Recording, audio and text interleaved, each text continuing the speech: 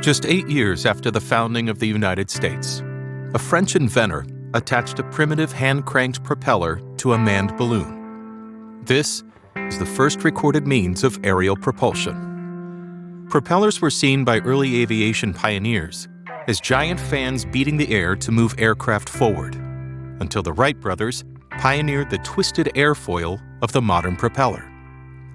Using data from their wind tunnel, they developed a spinning wing that provided substantially more force than previous propeller technology. This force is called thrust, and it overcomes the friction or drag of air on the aircraft, allowing it to move forward through the skies. Lift, generated by the aircraft's wings, counteracts gravity, ensuring the aircraft remains aloft. The Wright brothers' propeller designs were so efficient that even today's advanced propellers are only 8% more effective at providing thrust. With propellers reaching mature designs early in the century, aircraft designers knew that in order to fly faster, they needed to spin larger and larger propellers at higher and higher revolutions. The Propeller Research and Test Laboratory at Wright Field could test propellers up to 45 feet in diameter at speeds up to 4,500 revolutions per minute. This lab tested all propellers accepted for use by the U.S. Army Air Corps and the U.S. Navy. In May of 1917, 1 month after the United States declared war on Germany, the U.S. War Department commissioned a design of an aircraft engine that would rival the world's best engines. By 1919, over 20,000 of these motors, known as Liberty engines, had been produced. This singular motor kick-started a whirlwind of U.S. military aircraft engine development.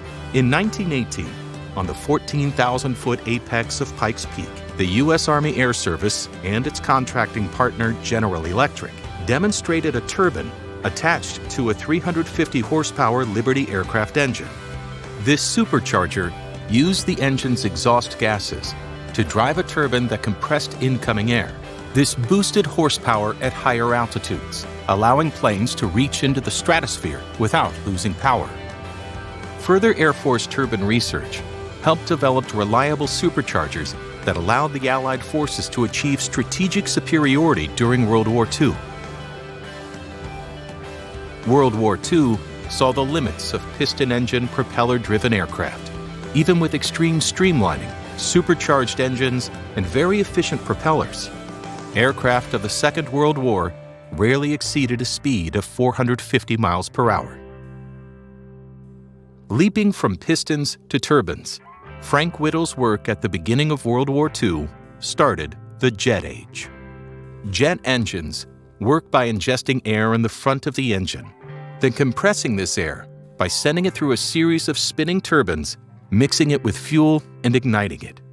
The result is vast quantities of rapidly expanding gases moving out of the back of the engine, producing the thrust necessary to propel an aircraft forward. In October 1942, at Muroc Dry Lake, California, 2 GE engines powered the historic first flight of a Bell XP-59A Era Comet.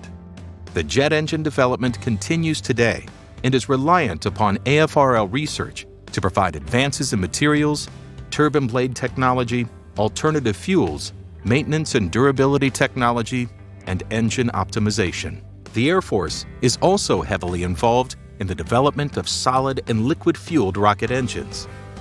In a liquid-fueled engine, propellant and oxidizers are fed from their respective tanks into a combustion chamber and ignited. The resulting hot expanding gases are sent out the engine's nozzle, pushing the rocket in the opposite direction. A solid fuel rocket engine combines the oxidizer and fuel into a solid, and upon ignition, it burns rapidly, producing a stream of hot expanding gases. Air Force scientific research and development has vastly contributed to the rocket engines that have been used in ballistic missiles, space access for manned spaceflight and satellite launches, and other missile systems.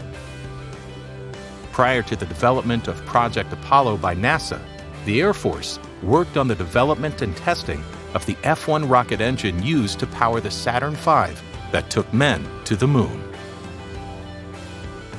AFRL's testing facilities located on the western edge of the Mojave Desert in California, are frequently used for testing new rocket engines. Air Force scientists and engineers have guided the country's missile and space launch programs into maturity, and AFRL is looking to the future of space travel by investigating technology such as scramjet engines, hydrocarbon fuels, and electric propulsion.